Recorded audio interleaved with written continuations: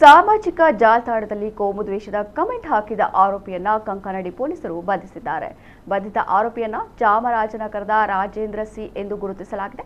2026ನೇ ಜನವರಿ ತಿಂಗಳಿನಲ್ಲಿ ಮಂಗಳೂರು ನಗರದ Indiana convention ಸೆಂಟರ್ನಲ್ಲಿ ನಡೆದ ಕುರಾನ್ ಪಠಿಸುವ ಸ್ಪರ್ಧೆಯ ವಿಡಿಯೋ ಸಾಮಾಜಿಕ ಜಾಲತಾಣದಲ್ಲಿ ಪ್ರಸಾರವಾದ ಸಂದರ್ಭದಲ್ಲಿ ಆರೋಪಿ ಅದಕ್ಕೆ ಪ್ರತಿಯಾಗಿ ಕೋಪ ಪ್ರಚೋದಕ ಕಮೆಂಟ್ ಮಾಡಿದ್ದ. ಈತನ ವಿರುದ್ಧ ಕಂಕನಾಡಿ ನಗರ ಪೊಲೀಸ್ ಠಾಣೆಯಲ್ಲಿ ಪ್ರಕರಣ ದಾಖಲಾಗಿತ್ತು. ತನಿಖೆಯ ಸಂದರ್ಭದಲ್ಲಿ ಬಾಲು ರಾಜೇಂದ್ರ ಎಂಬ ಫೇಸ್ಬುಕ್ ಖಾತೆಯಿಂದ ಕೋಮು ಪ್ರಚೋದಕ ಕಮೆಂಟ್ಗಳನ್ನು ಹಾಕಿರುವುದು ದೃಢಪಟ್ಟಿತ್ತು. ಇದೀಗ ಆರೋಪಿಯನ್ನು ನ್ಯಾಯಾಂಗ ಬಂಧನಕ್ಕೆ ಒಪ್ಪಿಸಲಾಗಿದೆ.